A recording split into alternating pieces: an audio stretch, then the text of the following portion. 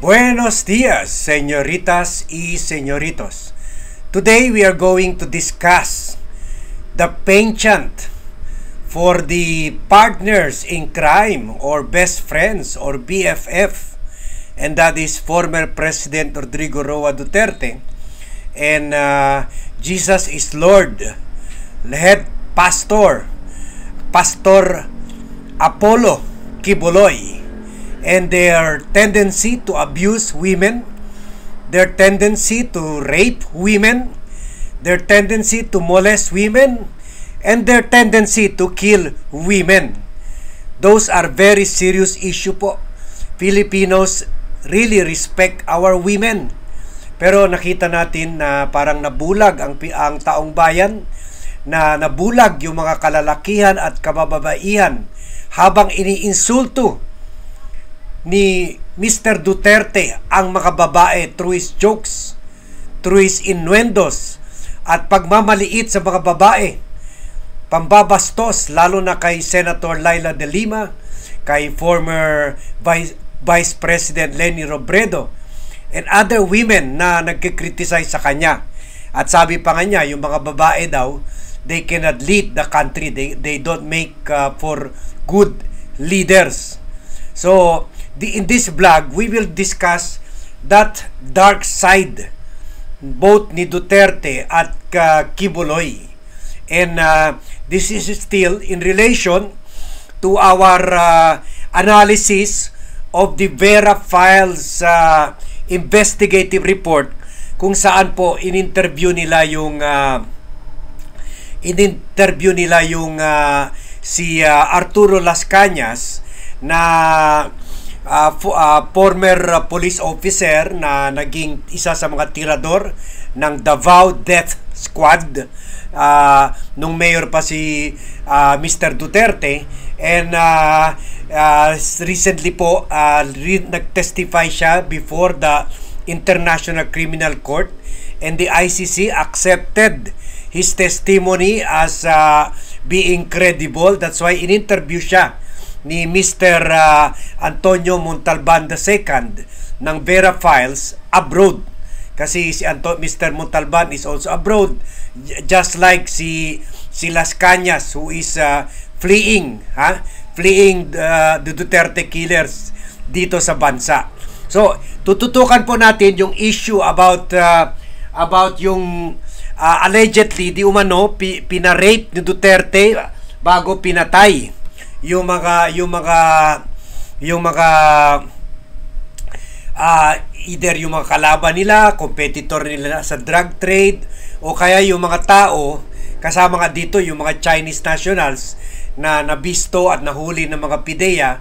16 po sila, mga babae dyan, pinatay na lang para hindi sila magiging witness laban sa mga Duterte, because they were working in one of the three drug manufacturing factories at na pinofront nila na parang parang canning factory daw, nag-export ng sardine sa Malaysia, pero yung pala nagmamanufacture talaga ng drugs in partnership with Michael Yang, na ito po yung Chinese national na nagdala ng chemist dito. At ito po yung partner ni Mr. Duterte, pati si Mayor Paruhinog, na pinatay rin nila dahil competitor ito, at pwede rin mag-witness at magsabi yung extent ng drug involvement ni Mr. Duterte, as we discussed that in our previous vlog. So this time naman, sinabi ni Las Cañas na ininstructan sila ni Mr. Duterte, although hindi siya mismo ang gumawa ng rape, pero ininstructan niya yung mga pulis na mag-rape, yung mga killers niya, yung mga executioners niya, na i-rape ito mga kababaihan at manood sila. Parang naging sex show pa yung ginawa pang sex show yung killing field. So okay, we will already watch the last part of the interview, And we will give you other analysis after this interview, okay? Okay, this is the interview of audio interview of Mr. Montalban kay Las Cañas. Okay, going back now to Laod Quarry. What happened in that incident in Laod Quarry when there was a rape of drug pushers? You said that the death squad killers themselves were asked by Duterte to rape? Yes. Did I hear you correctly on that? Yes, I witnessed it. You witnessed it? I not only hear it, Duterte instructed to rape these suspected penal drug users, but also we were required to be an audience during the rape investigation or investigation with rape. So who raped? Who did the raping? Well, mostly your colleagues. They were civilian assets from Agdao River Reformist. And they were present during that investigation in Laod Quarry. Yes. And Superman was also there? Superman was also there. Yes, he was. He was there. Superman So is he was a Duterte. spectator to the rape. Spectator. We were the spectator. Because we were Kasama required si to Duterte. witness. Then after the rape, kill the victim. Thank you very much, Vera Files, for allowing us to use So this, what the F podcast? this audio. And ito po, later, ngayon, we will play another audio or another video na may pattern talaga si Duterte. At ito yung naging viral noon sa campaign pa lang. At ewan ko talaga paano nangyari sa mga ano nangyari sa Filipino people, pero bakit pinagtawanan pa natin ito? Ano nangyari sa bansa natin na pinagtawanan pa natin yung mga jokes?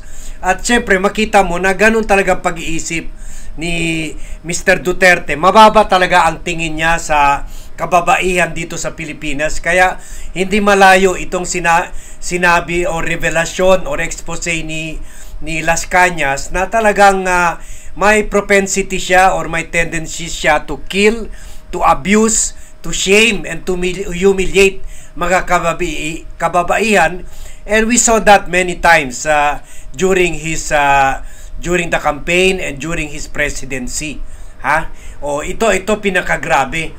Kung saan biniro niya na may mga namatay na o na hostage na mga missionary doon sa lugar niya at napatay pati yung magandang Australian at sinabi niya sayang na sayang kasi dapat mayor ang nauna.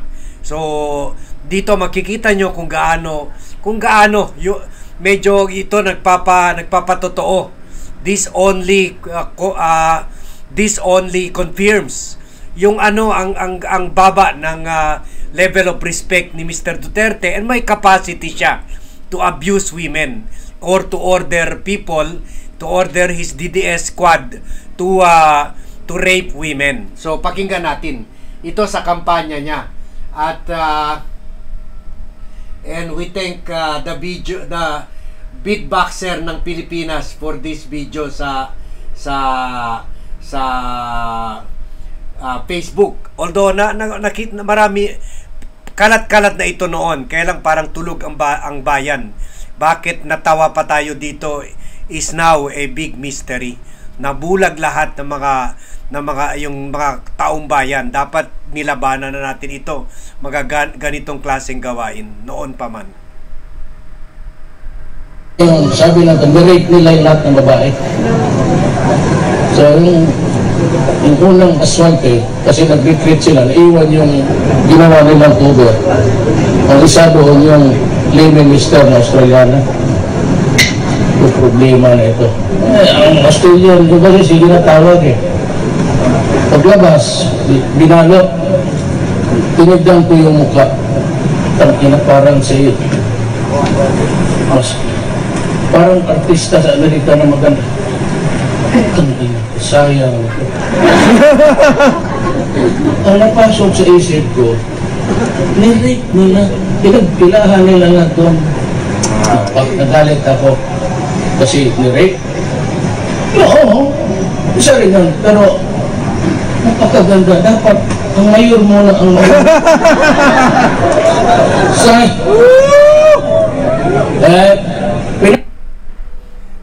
Sabi niya, sorry for that. Sabi niya, itong sinabi niya, paglabas, yung mga biktima nga ni rape at pinatay, paglabas, di binalot. Tiningnan ko yung mukha, tang ina, parang artista sa Amerika na maganda. Tang ina, sayang ito.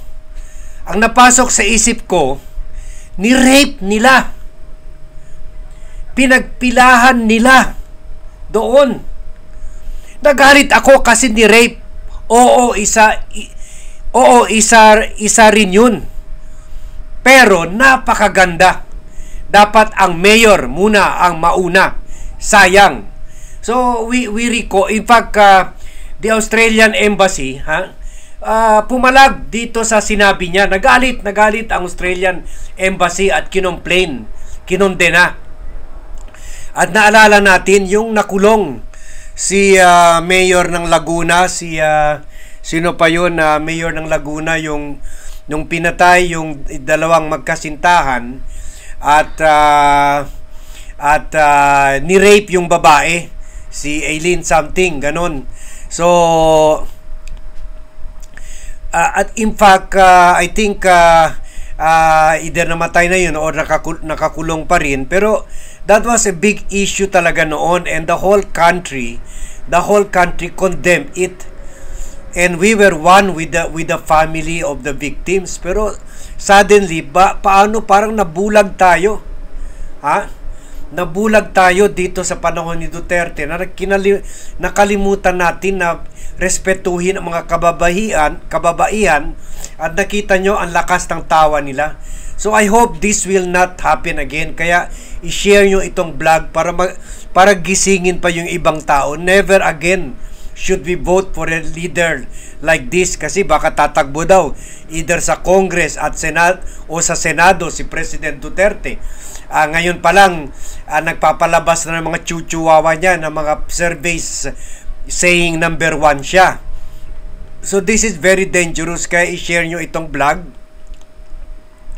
And also dapat rin sana imbestigahan rin yung partner niya na wanted sa rape, wanted sa molestation sa Amerika, wanted sa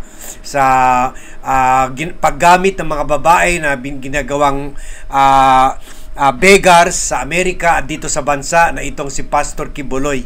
Iisa lang talaga ang hilig nila, iisa lang talaga ang attitude nila sa mga babae na kabastusan at wala talaga silang regard sa mga babae.